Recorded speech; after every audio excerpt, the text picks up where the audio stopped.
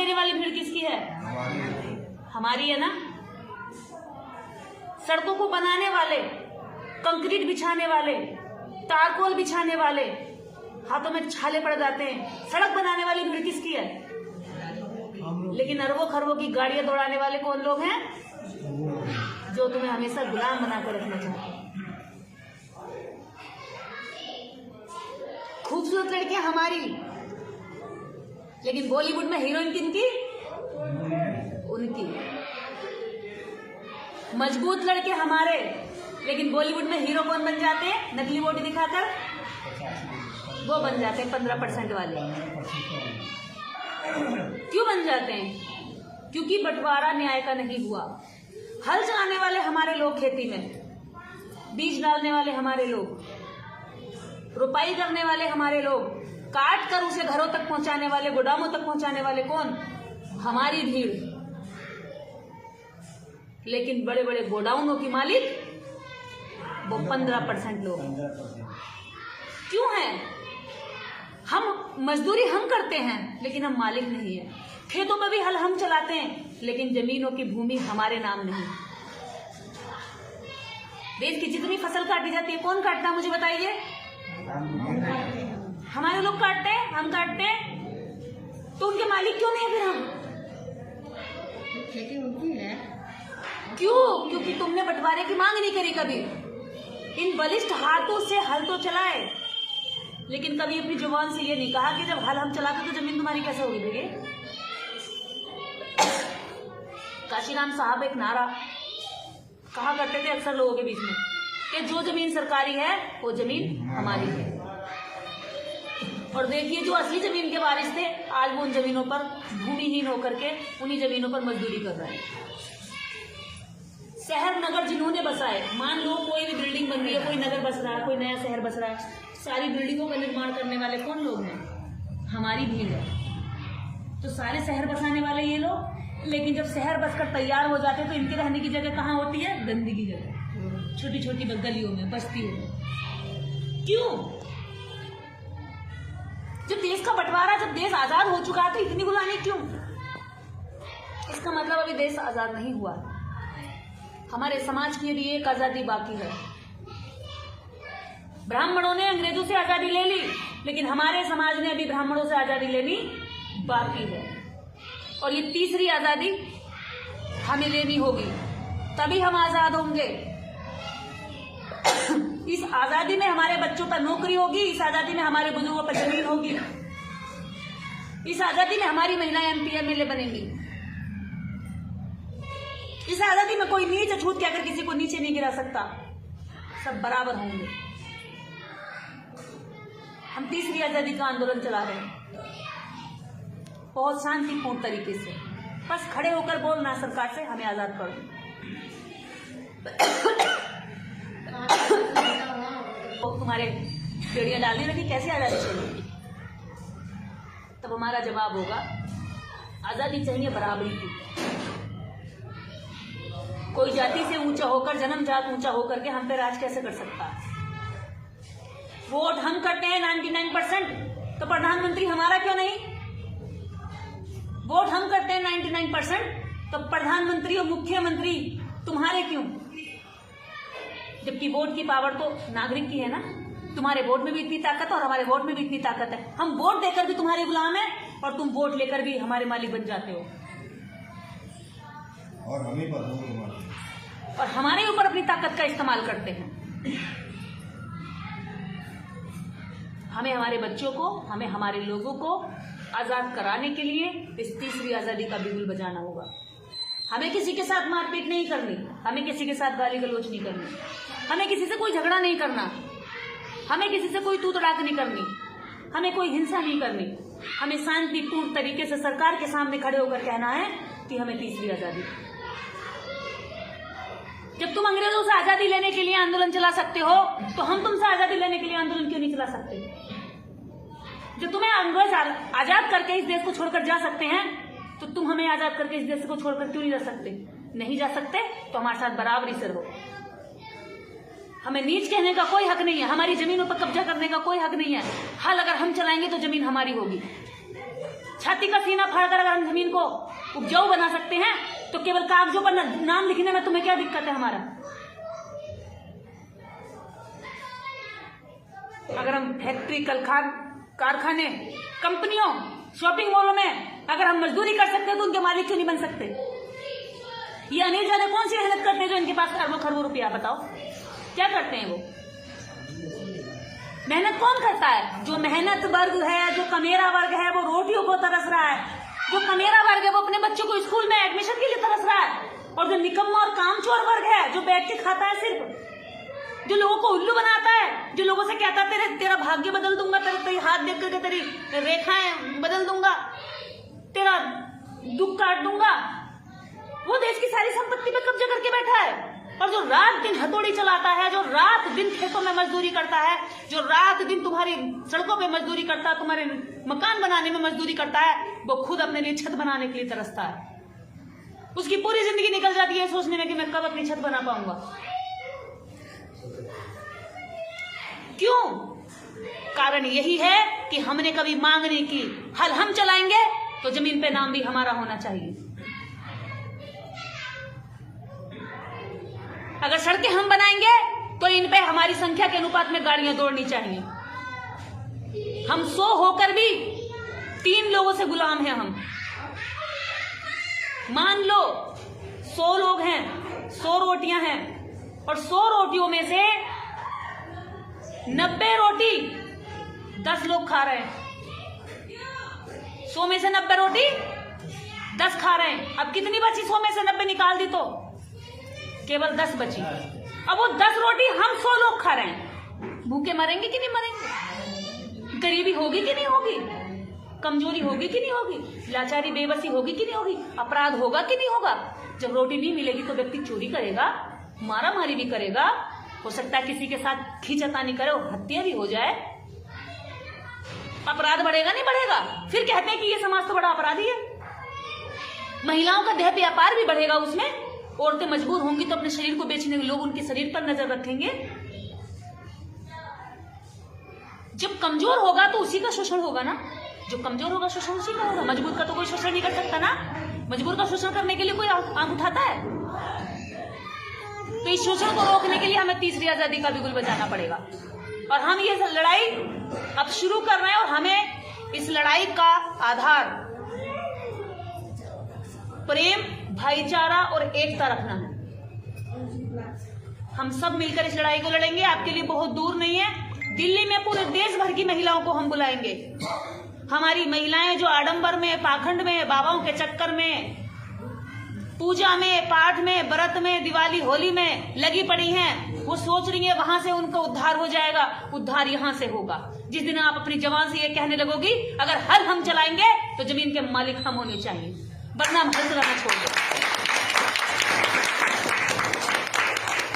अगर तुमने हल चलाना छोड़ दिया तो बताओ खेती उग सकती है? क्या वो महलों से निकल के खेती उगा लेंगे?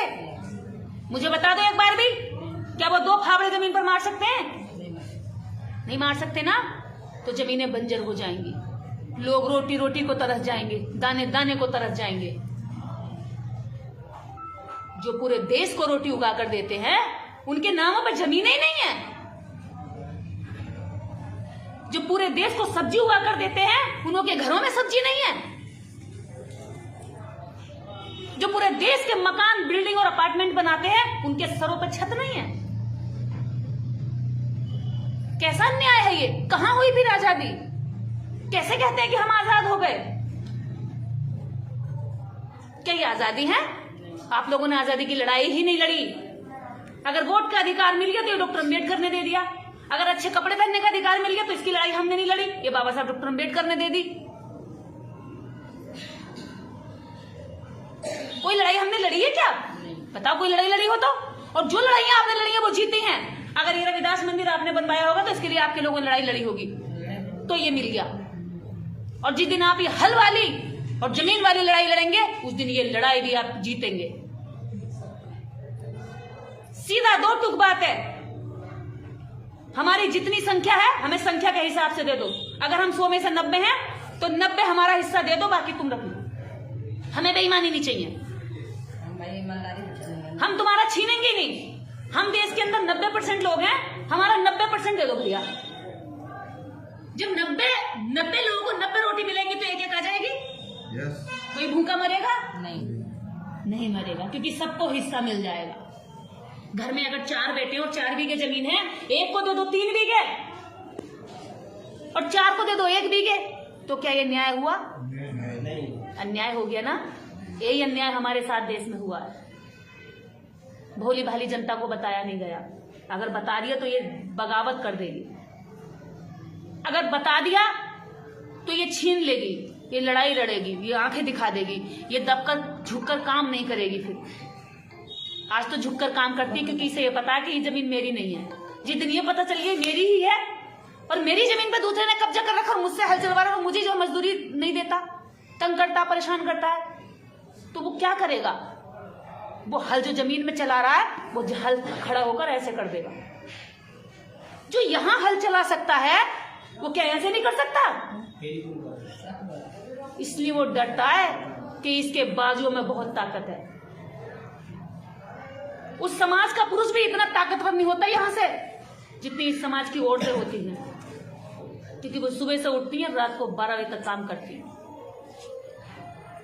कैसे कहते हैं समाज कमजोर है? ये समाज कमजोर नहीं है। इस समाज को कमजोरी के नाम पर दे रखा है, ठग रखा और पीछे कर रखा है। रास्ते में अगर लड़ाई लड़ने जाओ तो उन्होंने तुम्हारे लिए 50 मंदिर बना दिए हैं, क्योंकि तुम उससे ना मांगो जहां से तुम्हें मिलना चाहिए। मुझे ये बताओ, हर परिवार पे अगर 5-5 एकड़ जमीन होगी, उसका कोई शोषण कर सकता है क्या? नहीं। कर लेगा? नहीं। जमीन वाले का कोई शोषण करता है? तो जो लोग हल चलाते हैं वो जमीन के मालिक क्यों नहीं बन सकते?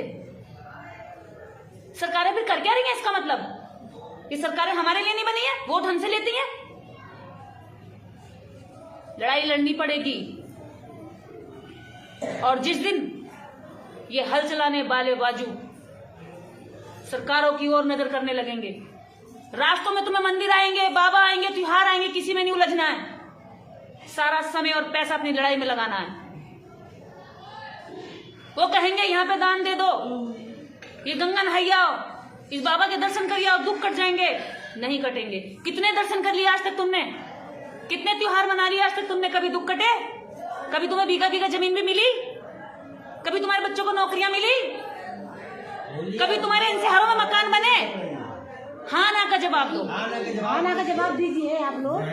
बनी? हाँ कि ना? नहीं बनी। पढ़ाई करें। क्या तुम्हारे बच्चों के लिए अच्छे स्कूल बने? नहीं बने। क्या तुम्हारे लिए इन शहरों में बड़े बड़े मकान बने? नहीं बने। लेकिन मुझे ये बताओ, क्या इन मकानों को बनाने वाले कौन लोग हैं? फिर भट्टा ईंट पे ईंट बनाने वाला कौन है? 25 आप लोग हैं, आपके लोग हैं। आप हैं, आपका कोई भाई बहन है, चाचा ताऊ है, या आपका रिश्तेदार है, आप ही हैं। उस ईंट को बनाने वाला, उस सरिये को भट्टी में तपा करके सरिया बनाने वाला कौन है? हमारे अपने लोग हैं।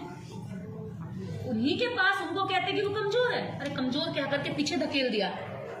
ये बहुत ताकतवर लोग हैं। ये लड़ाई हम लड़ेंगे और इस लड़ाई की हम शुरुआत कर रहे हैं। आपको इस लड़ाई में आगे आकर के अपनी हिस्सेदारी निभानी है और कहना है कि हमें ये लड़ाई पूरी अंजाम तक पहुंचानी है।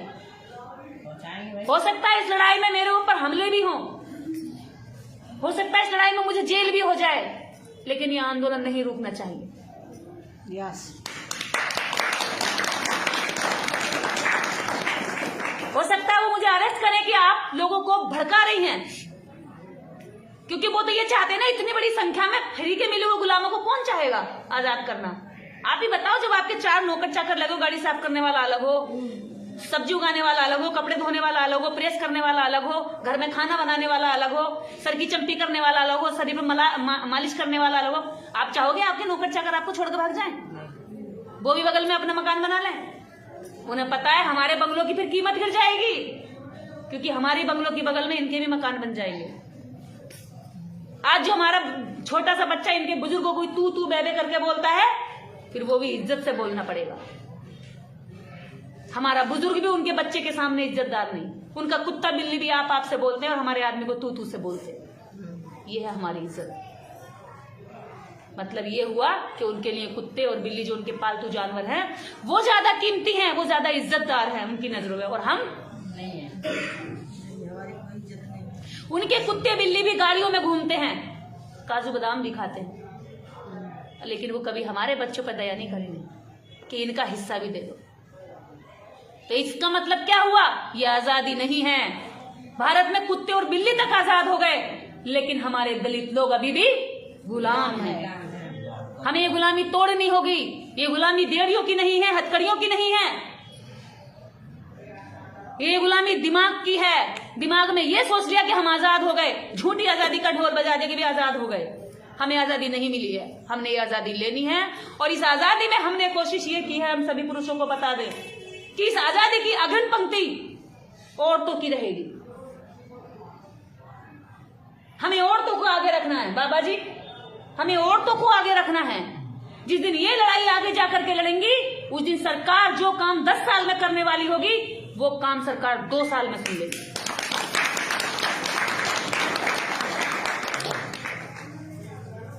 अगर आप डीएम के पास 50 पुरुष जाएं और एक तरफ 10 महिलाएं खड़ी हों, तो डीएम पहले 10 महिलाओं को बुलाएगा, 50 पुरुषों को बाद में बुलाएगा, हो सकता ना भी बुलाए।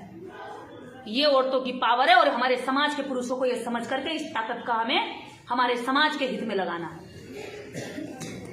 इस लड़ाई को लड़ने जा रहे हैं। 7 फरवरी को अंबेडकर भवन में हमने एक कार्यक्रम रखा है, जिसमें देश भर की हम 100 ताकतवर औरतें बुला रहे हैं, 100 ताकतवर हस्तियों को बुला रहे हैं, जिनको हम सम्मानित भी करेंगे। और आने वाले सितंबर में 1 लाख महिलाओं का कार्यक्रम दिल्ली रामलीला ग्राउंड में होगा। Thank you. और सारी महिलाएं यही कहेंगी, जब हल हम चलाते हैं तो जमीन हमारी होनी चाहिए, वरना हल छोड़ देंगे। 1 साल 2 साल आपने हल छोड़ दिया ना, और जमीनों ये घरों में काम करना बंद कर दिया ना, इनसे बच्चे भी नहीं पलेंगे, इनसे बच्चे भी नहीं पलेंगे। बच्चे ये पैदा कर लेते हैं, पालती भी हमारी औरतें इनके घरों में जाकर, इनसे बच्चे भी नहीं पलेंगे। इनकी जो ये सड़कें हैं ना, इनमें 50-50 फीट गड्ढे पड़ जाएंगे अगर इन सड़कों पर मजदूरों ने काम करना बंद कर दिया तो। दूसरी चीज, अगर सफाई कर्मचारियों ने सफाई करना बंद कर दिया ना, तो दिल्ली गंदगी से पट जाएगी। यहाँ लोग 10 दिन में बीमार होकर मर जाएंगे, बीमारियां फैल जाएंगी। हमें मेहनत तो कुछ करनी नहीं है, हमें तो छोड़नी है। जब हमें आजाद करोगे तब हम करेंगे। गुलाम रहकर तुम्हारा सदियों तक काम अगर आज हमने कर लिया, तो कल फिर हमारे बच्चे इसी को करेंगे, क्योंकि तुम हमारे बच्चों को भी आजाद नहीं करोगे। अगर हम गुलाम मर गए तो बच्चों को गुलामी आराम से मिल जाएगी, अगर हम लड़के मरे तो हमारे बच्चों की गुलामी कट जाएगी। और मरना तो वैसे भी है, जो नहीं लड़ेंगे वो भी मर जाएंगे, और जो लड़ेंगे वो भी मरेंगे। आगे पीछे भी सबका एक टाइम है, जिसने जन्म लिया उसने मरना है। क्यों ना हम लड़ लड़के अपनी जीवन में कुछ लड़ाई लड़ें, इस गुलामी को खत्म करने की लड़ाई लड़ें। छोटी लड़ाइयां हम खूब लड़ते हैं, आपस में लड़ना बंद कर दो। सास बहू की लड़ाई छोड़ दो, देवरन जेठानी की लड़ाई छोड़ दो, भाई भाई की लड़ाई छोड़ दो। लड़ाई लड़ो अधिकारों की, लड़ाई लड़ो अपने बच्चों के भविष्य की, लड़ाई लड़ो जमीनों की। भाई से भाई का जमीन का पट्टा छीनने की लड़ाई मत लड़ो, उसमें आपको 1 बीघे 2 बीघे मिलेगी। अगर यही लड़ाई सरकार से लड़ोगे तो हेकड़ों में जमीनें मिलेंगी। इस देश में बहुत सारी जमीनें पड़ी हैं, जिसके एक एक व्यक्ति ही कई एकड़, हजारों बीघे जमीनों का एक एक आदमी मालिक है। वो जमीन अगर 1000 लोगों में जानी चाहिए, उसमें 1000 लोग हल चला करके अपनी रोजी रोटी चला सकते हैं। जब उनकी अपनी मालिकाना होगा उनका हक, तो वो और अच्छी मेहनत कर सकते हैं। क्योंकि जब हम किसी को अपनी जमीन का, अपने घर का किसी को मालिक बनाते हैं, तो उसकी ज्यादा केयर करता है, वो उस पर ज्यादा उपजाऊ करता, अपना श्रम ज्यादा लगाता, प्यार करता फिर वो उससे। और सरकार को ये करना पड़ेगा, क्योंकि सरकारें आप बनाते हैं, सरकार को ऊपर से टपका हुआ भगवान नहीं होती। आपकी वोटिंग से सरकार बनती है, तो हम लोग को बनाया। आज जब सरकार बनी है, अब हम मांग करेंगे इसकी, हमारी ये मांग है और हमें ये पूरी चाहिए, इसमें कोई समझौता नहीं होगा। ठीक है, इस लड़ाई को आप लोग अंजाम तक पहुंचाओगे, मेरा पूरा विश्वास है।